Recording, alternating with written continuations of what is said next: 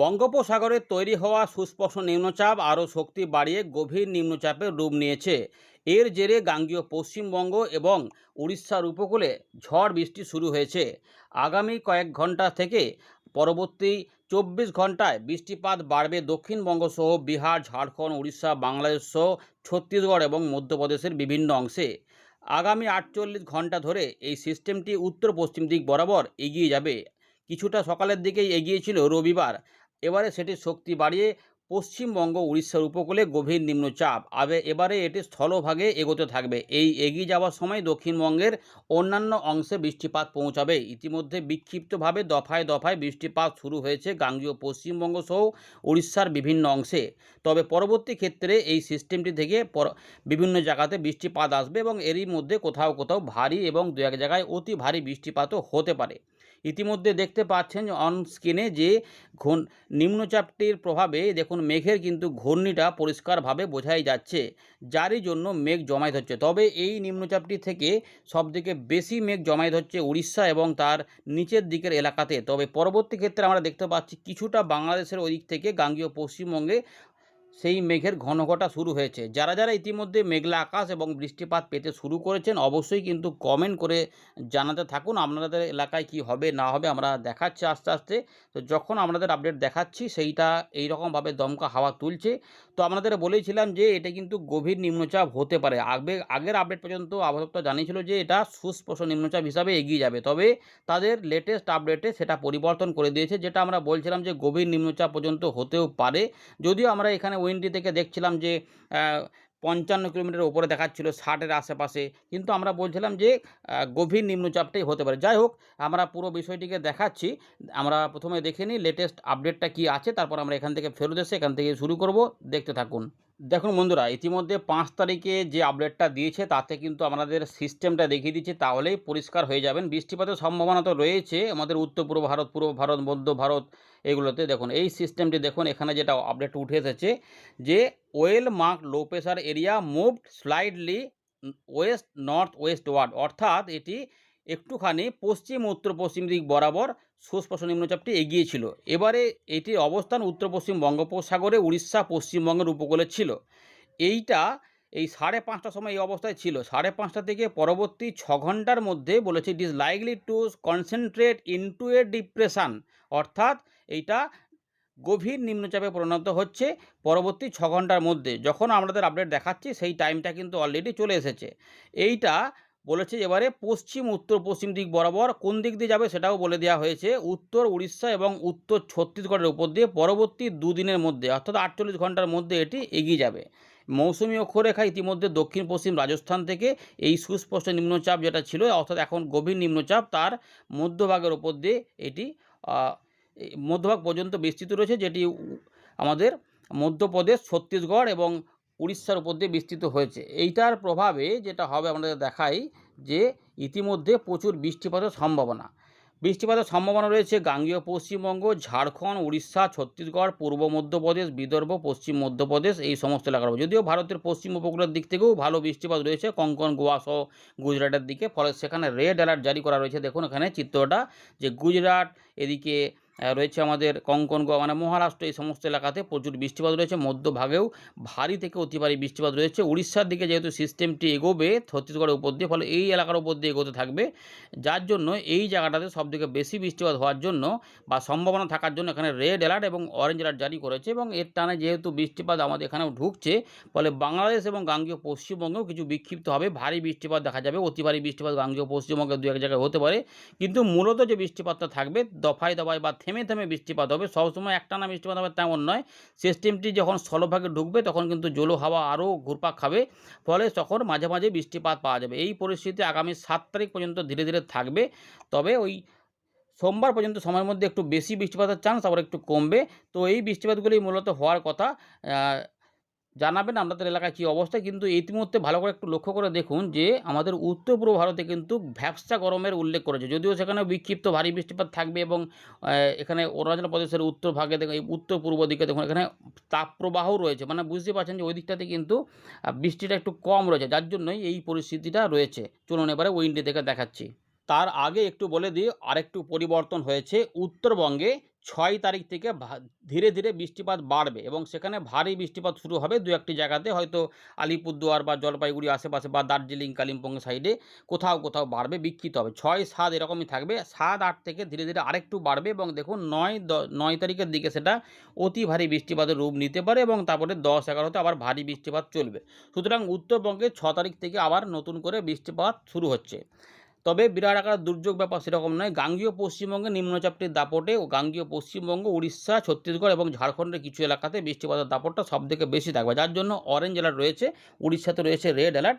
তাই গাঙ্গেয় পশ্চিমবঙ্গের পশ্চিমের দিকে কিছু অংশে ভারী বৃষ্টিপাত বিক্ষিপ্তভাবে দেখা যেতে পারে, অতি ভারী বৃষ্টিপাত দেখা যেতে পারে ভারী বৃষ্টিপাতের পাশাপাশি, এবং 6 তারিখেও কিছু বিক্ষিপ্ত ভারী বৃষ্টিপাত দেখা যেতে পারে। পরে আপডেটে একটু পরিবর্তন হয়েছে, 7 এবং 8-এ কিন্তু কোনো ভারী বৃষ্টিপাত নেই বলছে, 9-এও নেই।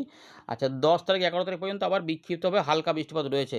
তবে এইখানে মাঝখানে একটু পরিবর্তন আপাতত পরে আবার করতে পারে। আপাতত যেটা রয়েছে সেটা আপনাদের জানিয়ে দিলাম। এবারে চলুন উইন্ডি থেকে বাকি বিষয়গুলোকে দেখাচ্ছি। ভিডিওটিকে লাইক করবেন এবং শেয়ার করতে ভুলবেন না। আমরা ফেরত চলে এলাম উইন্ডির লাইভ স্ক্রিনে। এই মুহূর্তে দেখতে পাচ্ছেন যে অন স্ক্রিনে যে নিম্নচাপ শক্তি বাড়িয়ে গভীর নিম্নচাপের আকারে আস্তে আস্তে ধীরে ধীরে কিন্তু এইভাবে এগোবে। কোন দিকে এগোবে? পশ্চিম উত্তর পশ্চিম দিক বরাবর এগোবে বলেছে, উত্তর উড়িষ্যা এবং উত্তর ছত্তিশগড়ের উপর দিয়ে। এটা 48 ঘন্টা সময় নেবে। এই যে এতটা সময় ধরে যাবে, এইটার জন্যই কিন্তু আমরা দেখব যে বৃষ্টিপাতের পরিবেশটা আমরা এই এলাকাতে পাবো। বুঝতে পারছেন সিস্টেমটি এখানে যাবে। মৎস্যজীবীদের সতর্কতা কিন্তু 7 তারিখ পর্যন্ত এই জায়গাতে এখনও পর্যন্ত রয়েছে। তাই মৎস্যজীবীরা 7 তারিখ পর্যন্ত যাবেন না পশ্চিমবঙ্গ উড়িষ্যার উপকূলে, এবং 7 তারিখে সিস্টেমটি মধ্য ভারতে পৌঁছে যাবে। তখন এখানে কিন্তু এখন এদিক থেকে কিছু সাপোর্ট নেবে, ফলে জলীয় হাওয়াগুলো বাংলাদেশের দিকে, উত্তরবঙ্গের দিকে প্রবেশ হবে। এই জন্য কিন্তু হবে না, এই অংশটাতে বৃষ্টিপাত বেড়ে যাবে ওই 7 তারিখ 8 তারিখের দিক থেকে, এবং পাহাড়ি অঞ্চলেও বৃষ্টিপাত হতে শুরু করে দেবে। এই সিস্টেমগুলি রয়েছে। আমরা একটু দেখে নিই পরে আর কোনো সিস্টেম আসবে কি না। 11 তারিখ, 12 তারিখ, 13 তারিখের দিকে কিছু নেই। 14 তারিখের দিকে আবার একটা ঘূর্ণি দেখা যাচ্ছে 14 তারিখের দিকে, যদিও সেটাও কিন্তু উড়িষ্যা পশ্চিমবঙ্গের উপকূলে, অর্থাৎ প্রায় একই জায়গাতে দেখুন আবার একটি ঘূর্ণি পাওয়া যাচ্ছে আপাতত। না, পরের দিকে এটা বাংলাদেশের কাছাকাছি দেখা যাচ্ছে। যাই হোক, এটা যদি হয় তাহলে বাংলাদেশের দিকেও, তার মানে যদি এটা হয় আর কি, এটা এখন আর দেরি আছে।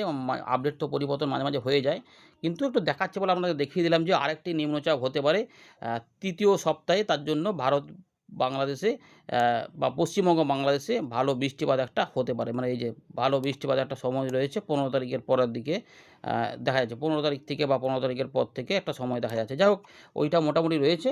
আর এখন তো মোটামুটি উত্তরবঙ্গের জেলাগুলিতে ওই বৃষ্টিপাত চলবে 6 তারিখ 7 তারিখের দিক থেকে। ভারী বৃষ্টিপাত বা অতি ভারী বৃষ্টিপাত দেখা যাচ্ছে আসবে 7-8 তারিখের দিকে, যেটা বললাম। এই যে বাংলাদেশ সহ উত্তরবঙ্গের দিকে, আসাম মেঘালয়ের দিকে ব্যাপক বৃষ্টিপাত কিন্তু হবে। পশ্চিমবঙ্গেও থাকবে এবং বাংলাদেশেও থাকবে, উত্তর পূর্ব ভারতেও থাকবে। যাই হোক, এটা মোটামুটি হলো, কিন্তু বর্তমান আপডেটটা আমরা একটু দেখাবো। এখন যেটা রয়েছে এই মুহূর্তে যে সিস্টেমটি কাজ করছে, এই মুহূর্তে সিস্টেম যেটা কাজ করছে তার জন্য কিন্তু দমকা হাওয়া, ঝোড়ো হাওয়া ঢুকেছে এবং মেঘ আস্তে আস্তে তৈরি যেটা হচ্ছে, ভালো করে দেখুন, এই যে মেঘ তৈরি হয়েছে, অনেকটা মেঘ ঘন ঘটা হয়েছে, বৃষ্টিপাতও শুরু হয়েছে এবং এর টানে বিক্ষিপ্ত বৃষ্টিপাতও চলছে কোথাও কোথাও। এবং এরই টানে বৃষ্টিপাতগুলো কোথায় হবে সেগুলো একটু দেখাবো। দমকা হাওয়া তো থাকবেই।